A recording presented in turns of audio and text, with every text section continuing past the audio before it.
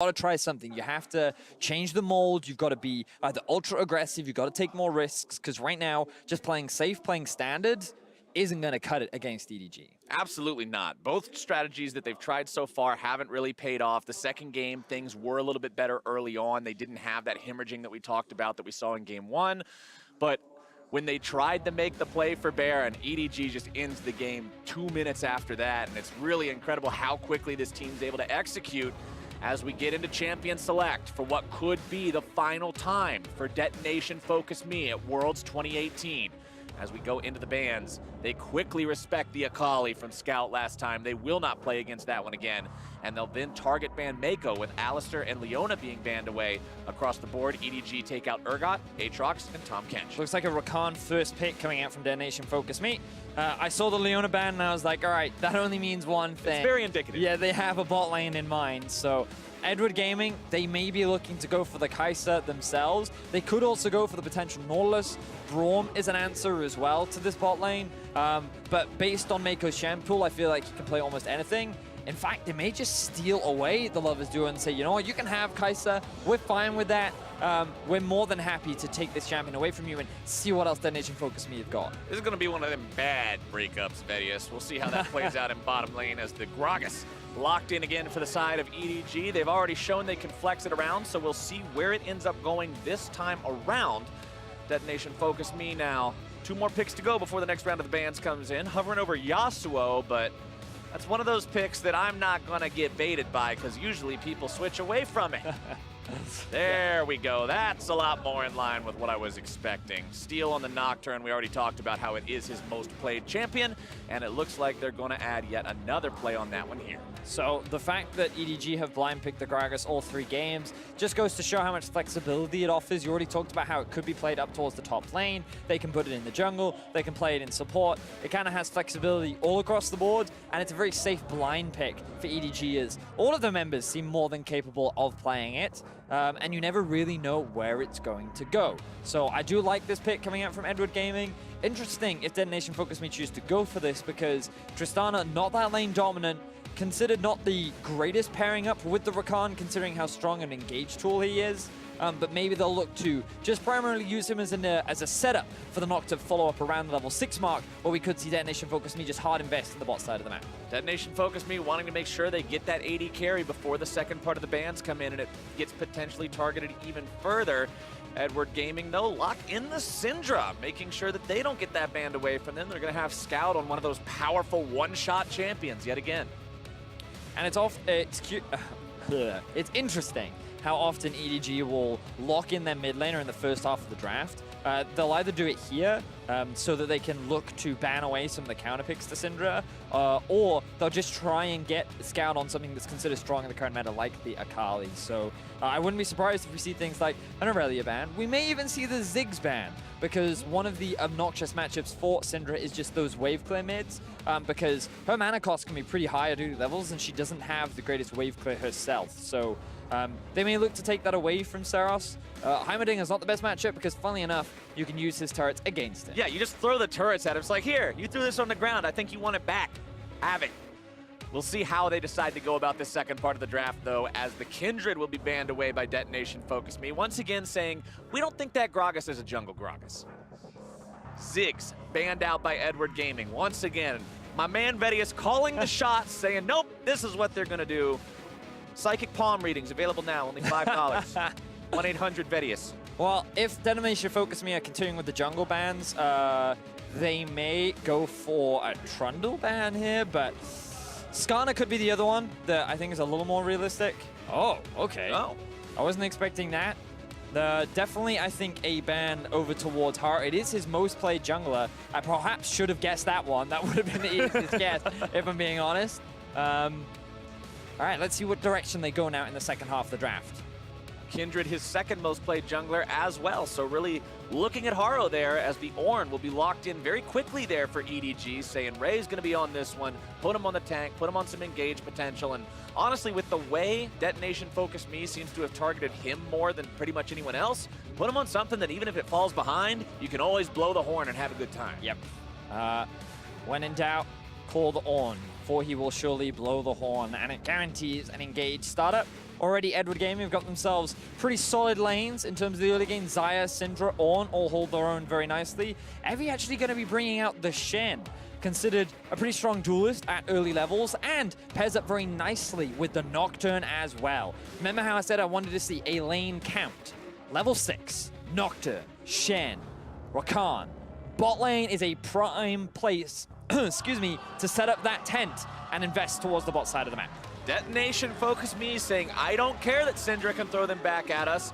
We're picking Heimerdinger for the 3rd time. I really like the fact that they have Shen, though, not just for the fact that it pairs so well with the Nocturne in terms of what they can both do separately, but what they can do literally together. You strap the Shen ultimate to Nocturne, have him fly in, Shen arrives at the exact same time, and it's just a double Nocturne ult, but the other guy's not a spooky ghost. The way you described that was like Shen just holds on to his back. Yeah, they you glide just hold on together. to his back and they fly in together, and all of a sudden it's like, what's up? What's up? Speaking of what's up, Haro's gonna be on Lee Sin. Yes, That's he what's up. is. That's the playmaking champion right there. His Lee Sin was phenomenal in the gauntlet. I saw him land so many amazing kicks onto the AD carry that it was beautiful to watch. So game 3, Haro going on a big playmaking jungler. The expectations were that the Gragas would be going into the support role from the side of DFM. Question is, how will they handle this Lee Sin? Because Lee Sin, pretty strong against Nocturne in the early levels. If he misses those skill shots, then maybe you can stand a chance as the Nocturne. But in terms of the 2v2, Lee Sin almost always has the advantage. And one thing that always makes me worry a bit when I see Lee Sin locked in, I'm like, so my general rule for Lee Sin, Vedius, is if he hits level 6 and his score is 0-0-0, he goofed up. I am not happy with that performance. But considering this is EDG, that's high standards. And specifically EDG with Haro, I don't think I'm worried about that this game. Well, the way this team's been playing, All right, level 6, that's the benchmark. If he has not... No, level 7, I'm sorry. Level 7, yeah, all right. You give him the opportunity to use Okay. Level 7. All right. If he hits level 7 and he's 0-0-0, he goofed. You're listening, Haro. The precedent has been set. Level 7 from Captain Flowers. As we're going to jump into game 3, DetonatioN FocusMe, they need to find this win. Captain, they want to stand a chance of coming back. They've got to get it here or they're going home. This team has already done better than any previous representative from Japan. Looking back at the past couple of years, it was Rampage in 2017 MSI, 1-5 in groups, did not progress. Rampage at 2017 Worlds, 0-4 in groups, did not progress. Pentagram at 2018 MSI, 1-5 in groups, did not progress. The fact that DetonatioN FocusMe has made it to the knockout phase has already done so much to be proud of for this region, and they want to try to at least get this one win here against EDG in the knockouts to make it work. There's those records that I just read off on your screen right now. The LJL having their best international performance so far here at Worlds 28. And it's such an incredible story, too, because for DetonatioN FocusMe, they're a team that was so often in the final of the LJL, but they were known as chokers. They were known as a team that, while considered often the best in Japan, could never quite represent the region. And this time, their first representation on an international stage, and they make it out of the group stages. They take Cloud9 to an extremely close game and nearly find themselves a win. And even though they're going up against an extremely tough opponent in EDG, they've demonstrated what they're capable of on the international stage, and you can only imagine that they still have some left to show here in this 3rd game against EDG. But of course, one of the concerns that you have, even when they get out of groups, is when their reputation is, yes, they do much better in the regular season than they do in the playoffs. Well, how are they going to do when we switch from the best-of-1 format over to the best-of-5 format? Their last best-of-5 was a 3-1 win in the finals of the LJL over Unsold Stuff Gaming. They want to try to at least get a 1 win here on this one, but bottom side, nothing too crazy happening just yet as Haro moves into the enemy jungle, only to find some wolves. No enemy jungler. Was looking to grab some sort of a fight against Steel, but won't get anything just yet. Now, while we were talking about the narrative of the DetonatioN FocusMe, you may have noticed on screen that EDG sent 3 members to the mid lane to clear out the turrets from Saros. The main reason for this is because if a Heimerdinger is able to get all 3 turrets out, you have a lot of strong pushing power very early on. They didn't want that to happen when you're playing this Syndra, so by clearing that out, it made the laning phase a lot easier for Scout, and now you can see that he's able to really manage this minion wave and keep it in the middle of the map and generate some pressure to allow Harrow to go for these invades and look to see if he can find Steel in the enemy jungle. Speaking of pressure, you can see Ray's just doing a good job keeping the pressure on here in the top side, finding a good trade there against Evie. And we talked in game number 1 about how Evie was one of the big performers for Detonation FocusMe during the group stage for this team. And honestly, he hasn't been able to find that opportunity so far in this best of 5. Ray's been having a very solid performance of his own as well to help shut that down, as Mako and iBoy are setting up shop in familiar territory, Vedius, the enemy turret. But here's the jungler hanging around. 2-man knockup coming in from Vivid, but honestly, the bottom lane from Detonation so low on health, they're still not wanting to fully commit to this 3v2 just yet. iBoy is low on mana. Ooh, but this could be Mako good. Still very far forward, though. If Steel comes down here, you can make a play on this. See if they can find it. Steel coming in from behind. Gonna go for that shadow path, finds its way onto Mako, gonna be taking him very low, knocks him up into the air, CC comes down, and for the first time this series, first blood over to DFM. iBoy gets one in return, and now Haro's made his way down into the fight here as well, looking to grab a couple more auto attacks down onto Steel. Resonating strike finds Udapon, and this will likely be blood all over the place. It's 3 for 2 overall for EDG. But man, what a fight early on. That's not a 0-0-0 Lee Sin. Harrow meets your win conditions for Lee Sin, Captain Flowers. He finds himself 2 kills in the early game, and he started stacking up those Dark Harvest stacks as well. But Detonation FocusMe, you said it. They found their first blood of the series. And what a way to do it as well. iBoy and Mako finally punished for their over-aggression. Now they have no summoner spells in the bot side of the map. Let's see Steel set up shop. We already talked about it. The Nocturne ultimate, the Shen ultimate. Everything is in position to allow Detonation FocusMe to hard camp this lane. But let's have a look back at this replay now. You can see Mako, he used all his abilities onto Vivid, and that's when Steel comes in for the collapse. He's in front of Mako, which means that even if he flashes, the tether still stays attached, which means that the fear is guaranteed. A good flash from iBoy to lock up Vivid and at least find a return kill, and they know that with the arrival of Harrow, even though he's a level down against Steel, he's able to turn around with the health advantage, the kill, and this is lethal tempo Nocturne. He gets the extra damage from his Q, the bonus AD, the passive as well does bonus damage, and they're able to find 2 kills for 3. And that was honestly really good decision-making there from Steel to make sure he went in and got that second kill.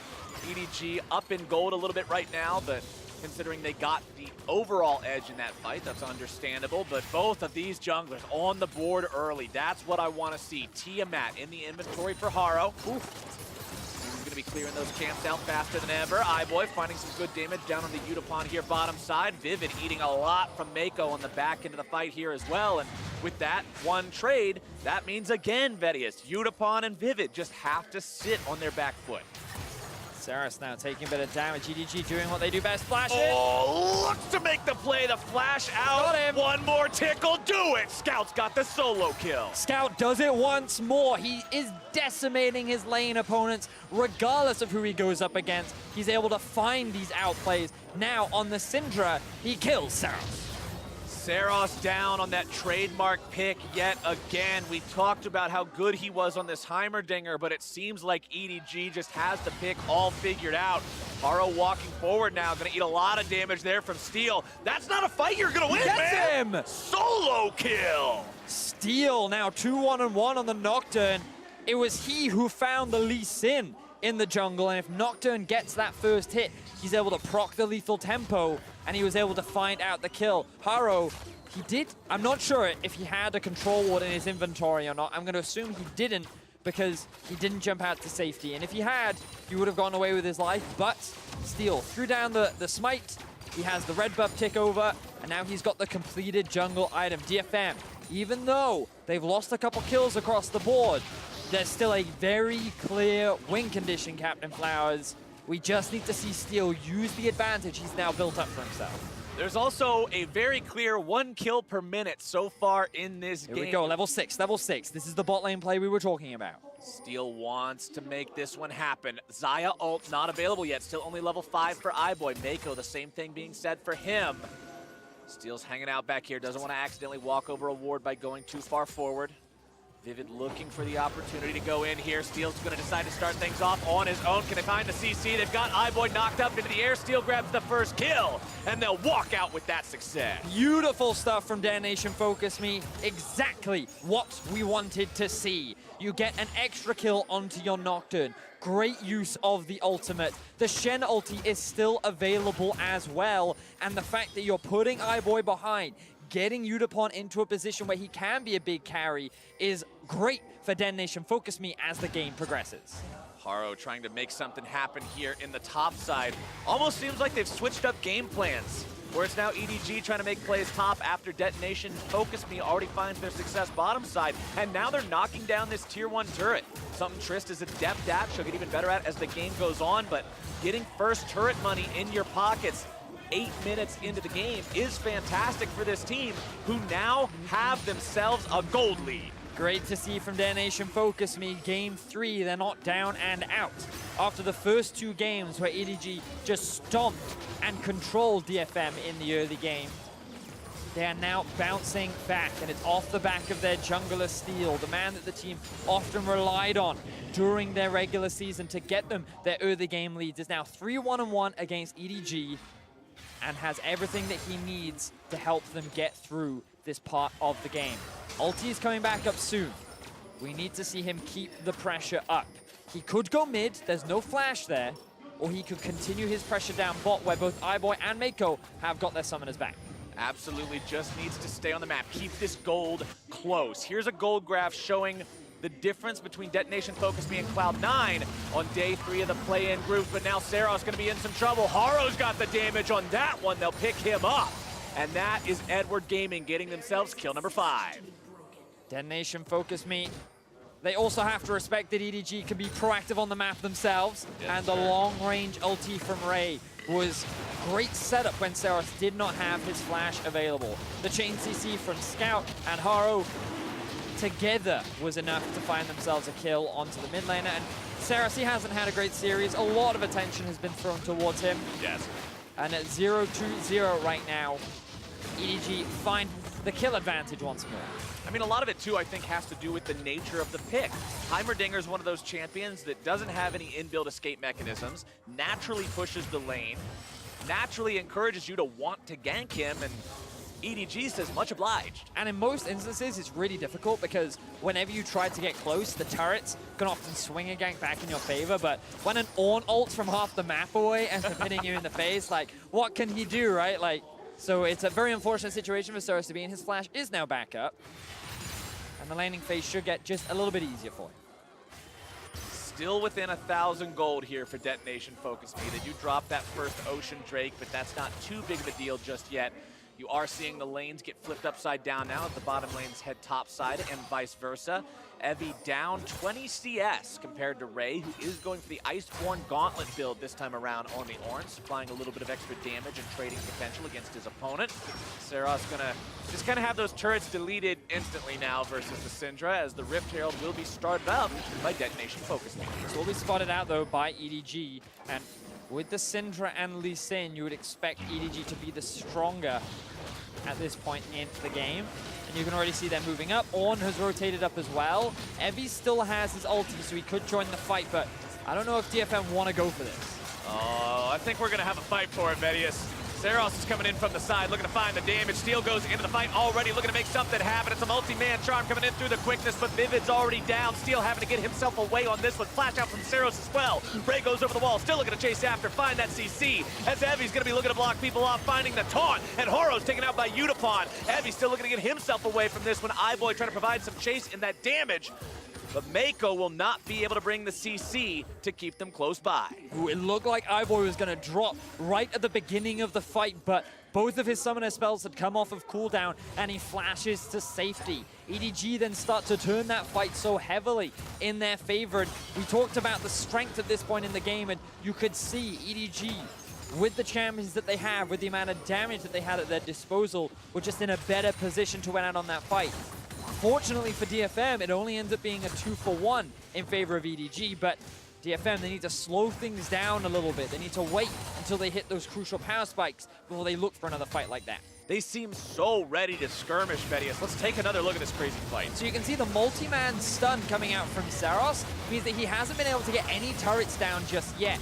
At the last second, even though the fear lasts onto Eyeboy, he gets his ulti off and then gets to safety. And this is when EDG start the chase. Scout, he'd already used his ultimate, so he can't really get the remaining damage down. And then just in the last second, I believe it was Scout that secured the kill onto Saros, but he very nearly was able to get the kill down onto Scout. That could have swung the fight in DFM's favor, so it was close. You can see that if they'd had a couple more items under their belt, maybe things would have gone a bit better for them. A lot of damage done in that last fight, specifically from Heimerdinger, Tristana, Syndra, and Ornn. I talked about Iceborne Gauntlet Ornn having some more damage. Well, he did the second most damage on his team in that one.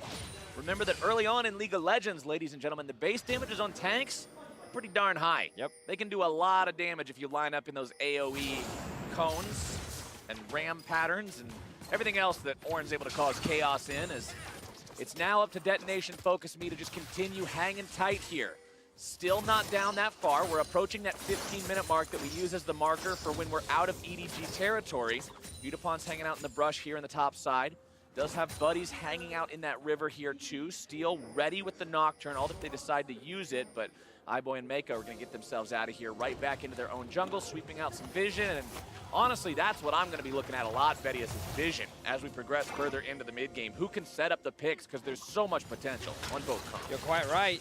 Nocturne really good at killing champions in the side lane. Now Saros. Oh, Saros knocked back into EDG, and Mako knows how to make those Gragas plays happen. He thought that with 2 control wards in the river, he would be safe to take that pathing. He did not expect Mako to just show up. Go for the flash body slam into the knockup, and then 4 members of EDG warmly embracing Saros as he made his way into the EDG members. Now, EDG have priority over the mid lane. They don't have the Rift Herald, but without any wave clear on DFM, there should be a tower going to EDG. No Heimerdinger turrets to kill. Might as well kill real turrets instead. EDG takes themselves their second objective from their opponents this game, along with that neutral Drake they secured earlier. They go up to a 2,000 gold lead as Evie will continue split pushing in the bottom side. He'll be stopped by Ray now. Steel just trying to maintain control over this river area, clearing out some control wards, but when EDG is hanging out and being grouped up like this, always somebody with somebody else, it's way harder for Steel to make the plays happen, as now they might be able to make this one go through onto Scout, who is going to be caught out, taken down very low. Shutdown credit over to DFM, goes over to Vivid on that one. Evie's still on the front lines here. Haro lands the Sonic Wave, but I don't think you want to resonate that strike anytime soon. Now, Evie's ult was used in that pick, and arguably you didn't need it, given that you had 4 members primed and ready to get the collapse done onto Scout, but regardless, better safe than sorry. DFM, exactly. They play it safe, they find themselves the kill, now they're the ones sieging onto this mid-tier 1. It's not about the kills, it's about what the kills mean. DFM want this one to mean a tier 1 turret, but EDG do a good job shutting that down. And look at top and bot lane. Because DFM invested so many resources into mid, EDG is able to push out both waves, and all this farm is now going to be lost to these turrets because DFM were not in a position to take advantage of it. And this is how these small leads start to build up bigger and bigger. Now, Scout, he was just trying to go towards the blue buff. He wanted to secure himself the objective that belongs to him. Cool thing about the tether is even if you fear them while they're in the Zhonya's, it will stay attached. So they will come out of the Zhonya's feared as well if you time it at the right time. And that did mean that Scout ended up CC long enough to allow the rest of DFM to find themselves the kill. But unfortunately, no tower for them. And like you said, not only did that pressure from the side lanes make it so all those minions got lost, but it also meant there was more overall map control for EDG. They were able to take the Rift Herald like you just saw. They're still feeling very comfortable here in this game, 2,000 gold ahead. 1 turret up, 1 Drake up. Next Drake is alive. It is only Cloud Drake number 1, so not really anything you're going to run in and have to suicide over if you would lose it. So Detonation FocusMe likely not too concerned about that one overall. Evie still set up there in the bottom lane.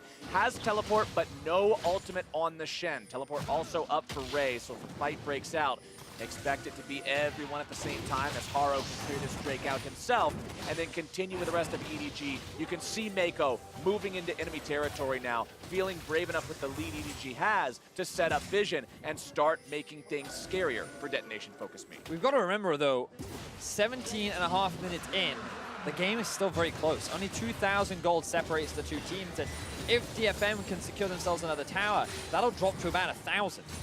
DFM still have the late game win condition as well. They have a Tristana, they have a Heimerdinger. So there's still plenty of opportunities for DFM to reclaim control over the map, and considering how dominant EDG have been throughout this series, the fact that DFM have been able to hold their own in this third and crucial game is very important to see. Game number 1 was just an absolute avalanche for EDG. Game number 2, even though it was faster overall, it still seemed like DFM had figured things out a little bit better in the early game. And now game number 3 seems like further progress. Still, the question is it too little, too late? Yes. Will you still be able to recover this series? And right now, Syndra just yoinks that blue buff away. That's such an aggravating thing to deal with as a jungler, but EDG are going to say, that's the least of your worries, boys. Steals in some trouble as the shutdown credit goes over to Haro. Cero's trying to get himself away now as the damage explodes Pivot as well. They're trying to find anything in return. They'll grab the kill on the scalp, but they'll lose their top laner in the process. DFM lose that fight. 1 for 3. EDG coming out on top yet again. Mako's taken down by Unipon, making it 2 for 3 overall. But can he get away from Ray? He'll chase after him with the CC. So many slows, so many stuns, so much damage, so long Unipon. And EDG find themselves 4 kills onto DFM. They have the Rift Herald in their inventory as well, and will look to break down the tier 2 turret in mid. EDG, they had 4 members, or in fact 5 members, all grouped up around that blue buff. DFM thought they could challenge, they made a crucial mistake, and now EDG has snowballed this into a 5,000 gold lead. Knock knock, who's there? It's Shelly, but they're gonna close the door in time to prevent her from taking down that tier 2 turret. Let's take another look at how it all started. And you can see that DFM, they feel that with this vision, they can set this one up. Steel tries to use the spell shield, but it gets broken by the Gragas. A good Gragas ulti combined with the kick knocks 2 members of DFM back into the waiting arms of EDG. And with a great ulti engage from Ray, EDG had everything that they needed to just collapse down onto DFM, find themselves 4 kills. And the 4th kill did come from Unipon, who did his best to kind of clean up at the very end, but unfortunately, he wasn't able to escape from the CC from Ray and the damage from Haro. That was like the Ornhorn dream. Everybody was just lined up along this nice, straight, road-like path, and you can just send the ramp charging all the way down there. Well done by EDG. 4,000 gold lead now, 20 minutes into the game. Baron is alive. Remember the game time so far, 27 minutes, 22 minutes for EDG in these victories. Detonation FocusMe would love to make this one take a little bit longer, but honestly, you're 0-4 on your Heimerdinger, who once again hasn't been having a fantastic game for himself. An entire item behind Scout's Syndra. Luden's Echo, Hourglass, Sorcerer's Shoe versus just the Echo and the Shoe means that Ceros has a long way to go to catch up to his counterpart. And while we saw Steel with a great early game, he was ganking a lot bot lane, we only saw him find that 1 pick onto Scout, and then nothing else outside of that. We didn't see him moving towards other side lanes. We didn't see them looking for more picks. And when EDG were able to slowly claim the vision control over the map, it was them who was dictating the pace. It was them lying in wait for DFM to overstep. And they have been the ones to find these fights, and now they're looking for another one. Uh-oh, Evie's in some trouble. Gonna get away from the collapse. EDG bringing multiple people down here. Looks like Detonation FocusMe's top laner will live to see another day. But now pings onto the Baron pit from EDG. They're saying, wait a second. We left this vulnerable. Last time that was a problem. Could have been a problem. Ultimately ended up being a wonderful gift. This time around, they don't want to risk that yet again, as Ray will take down the bottom side tier 1. That is the final tier 1 turret taken down now on the side of Detonation FocusMe. Affords EDG even more control over the map. But the Nocturne ulti is going to be used. Highboy gets himself away with the Xayah ult and the flash, really being respectful here to make sure he doesn't get himself picked off. Not sure what the goal in the cast there was. Sometimes you just got to throw out the party cake. He was looking for it. He was seeing if he could get any member of DFM who would slightly overstep, but now that's 2 big ultis gone for DFM. They still have the Rakan engaged, but it's going to be a lot harder for Steel to dive onto the back line. EDG will just use this opportunity to reclaim some control around the Baron buff. Get that push out on the middle lane. Clear out some of DFM's wards and maybe look for a pick. Ray has also joined the fray. There's a big minion wave up top side that needs to be cleared out. Ray went back and shopped. He's got himself 40% CDR now with the Kindle Gem combined with the completed Iceborne Gauntlet and Spirit Visage. So all that CC will be able to be applied that much more frequently. Very scary right now here on this Ornn. Also worth pointing out, there is a stopwatch in the inventory of Evie. So when he goes in on this Shen to taunt people up, he can do so with a bit more safety and security than what he would otherwise be able to accomplish. Inventories to the AD carries looking pretty similar right now. Stormrazor plus Rapid Fire Cannon, as both these two will continue to scale up, become very scary as the game goes on. Still an 8-12 game overall. Still about a 4,000, almost 5,000 now gold lead for EDG as they move into the enemy jungle, scouting around, throwing down some wards, maintaining control. Thinking about maybe making something happen here in the mid lane. Vivid's about to face check some nastiness. Gets kicked back. He's in some serious danger here, and Haro will take him out. And another quick pick goes in favor of EDG. The Drake is has just spawned, and they could look to secure that, but with the mid turret being so low, this should be another easy objective for EDG to secure. Ambitious if they want to keep pushing this, but they have a lot of their ultis available. They've got ultis available. The big engage mechanism from their opponents in the Rakan ultimate is not available because he's still dead for another 10 seconds. EDG can just brute force down this inhibitor turret. Ray continues to go in, but Haro said, no, we're getting out of here. I'm not entertaining this at all. He's all the way back past the tier 2 rubble while Ray's charging forward. That seemed to be a little bit of miscommunication. It's not punish, but EDG needs to make sure they're on the same page here. This might be what we evidenced by a little bit of lack of clear love. But we've seen the... I like the confidence from EDG to just group up and push down mid, just because they know that, hey, your Rakan is gone and we don't think your fight is 4v5. That kind of confidence is really good to see, just because very few teams will actually take that risk. They don't want to run the potential of, oh, they still have 4 members alive, they may look to collapse upon us, but they challenge DFM, they secured a tower, they get the Ocean Drake as well, and while they have lost some control around Baron, they've been able to push out bot. Ray will go back to base and spend some of his gold. More farm will be lost, as Evie has actually grouped up with his team in the event that a fight should happen in the nearby area. It's a 7K gold lead now, Vedius. It's the same story that we were telling in game number 2, where things were looking better at the start, but then as soon as there's even a moment of weakness from DFM, EDG is able to capitalize and punish. And right now, this team is in a phenomenal position to close out this game and close out this series and punch their ticket to the main stage group phase of Worlds 2018. I got my years mixed up. Not the best thing to do, but sometimes the best thing to do is set up vision around Baron, which is exactly what EDG is doing right now. Nice steal away on the Gromp too, so casual, walking up, thanks for the leash. Steal that one away, as Detonation FocusMe is now tasked with trying to maintain enough control over the map to not allow your opponents to free Baron, while not taking enough risks to get yourselves caught out. Now the bright side for DFM is they still have the Tristana win condition. Level 14, actually a level advantage over iBoy, nearly completed the Infinity Edge as well. Means that at 3 items, DFM's team fighting is not the worst. And I'm quietly optimistic looking at how Utapon has been playing this game so far.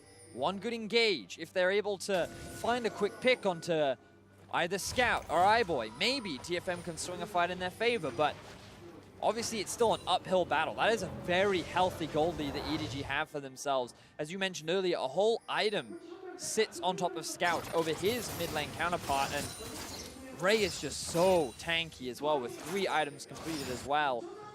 EDG are definitely still very strong at this point in the game, but I'm just looking at the potential. I'm looking at the maybes. You've got to look at the maybes right now for Detonation FocusMe, because you can't look at a game and say, oh yeah, here's how you absolutely win the game right now from an 8K deficit at 26 minutes. That's just not something that regularly happens. But there are some of those opportunities. Remember, this is EDG. This is a team that has had issues with this in the past. Only a couple days ago, it was a lead very similar size to this that they threw against And it wasn't Rakan. It was a Rakan. This is EDG's weakness. We just need him in the mid lane now, Flowers, and everything's together. If they're in the mid lane and Rakan is in that leftmost bush, EDG's in some trouble. That's it. That's the recipe for disaster for EDG. But they're staying the hell away from that bush, and they're going right into the Baron pit instead. no vision over this for Detonation FocusMe. A blue ward being placed down. Do you decide to fight this now? It looks like EDG is going to turn it around instead on their own volition. Steel's taken very low, flashing himself away. Vivid looking to go in, find the team fight CC.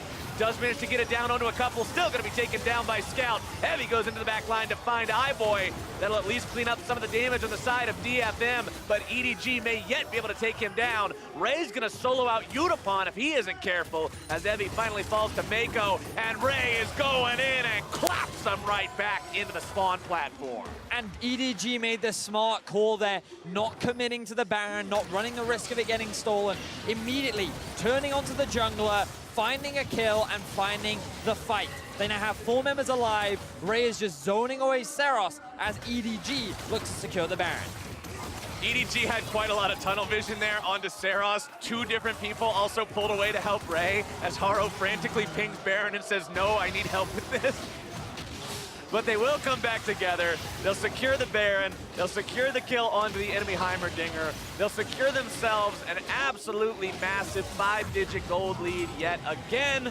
And it's looking like it's almost over here for Detonation FocusMe. This is nearly an insurmountable deficit. DFM looked better in the later stages of that fight because I just had my eyes on Utapon, and again, the decision-making was great here from EDG. They knew they were going to turn the moment they saw Steel, flash straight onto him, burst him out, but then look at Utapon here. He just melts through the AD carry. He nearly kills him if it wasn't for that stopwatch, but then Ray was like, oh, you want to play? Okay, let's play. And then he just shows how much stronger he is than Utapon with those 3 tanky items finished, just melting through the squishiness of the AD carry. The sticking power of this Ornn. Unbelievable. Clap. He really did bring the thunder as he found a kill onto Utapon, and now EDG with the Baron buff are making their way towards the rest of DFM's base. EDG deciding bottom lane is the way to go with this one. Remember, they've already knocked down the inhibitor turret in mid lane, so if they can push up this wave bottom, shove this in, take bottom lane inhibitor, you just immediately walk it 2 feet to the north and take the mid lane inhibitor as well. Seems to be the plan as Mako's on the front line there, looking for playmaking opportunity with the barrels. Plenty of minions lined up here, pouring damage at that turret already as Ray decides it's time to go in. Evie's already been deleted, and with your frontliner gone, there's not much of a chance to make a coherent fight happen. EDG are into the base. They've got the enemy Shen down. They're looking for inhibitor number 1. Haro goes in, looking to grab himself a kick. They've got some damage down, and Vivid's out of the picture. EDG are moments away from winning this game and taking this series. Nexus turret number 1 now under pressure. DFM trying to hold on at the very edge of the base in the fountain. They've lost their AD carry. They'll lose this game, and EDG are looking to end them here. Seros finally falls. iBoy grabs the kill, but dies on the steps of the fountain itself. Minions putting the work into the remaining Nexus turrets. It's Steel against the world, but the world will win today. EDG will take this series 3-0 and advance to the main stage. Edward Gaming, they looked very convincing in their first 2. The third one was a little bit more of a challenge. DFM made them work for it. But in the end, good decision-making, great team fighting, and Ray really stepping up. We saw iBoy in game 1, we saw Scout in game 2, and Ray in game 3 with his use of the Ornn ultimate, his pressure in a side lane, his team fight impact. Really impressive stuff from the top laner of EDG. And while we celebrate the victory of EDG, I want to applaud the grit of Detonation FocusMe, getting the representation for Japan through the play-in group stage for the first time at one of these international events, getting themselves into a best-of-5 versus the team that a lot of people looked at as the single strongest team in play-ins, and adapting throughout the games, not enough to find a win, but enough to clearly see progress from game to game. This is a team that did their region proud at play-ins. They went further than they ever had before. And honestly, they can hold their heads high as they walk out. And Detonation FocusMe are considered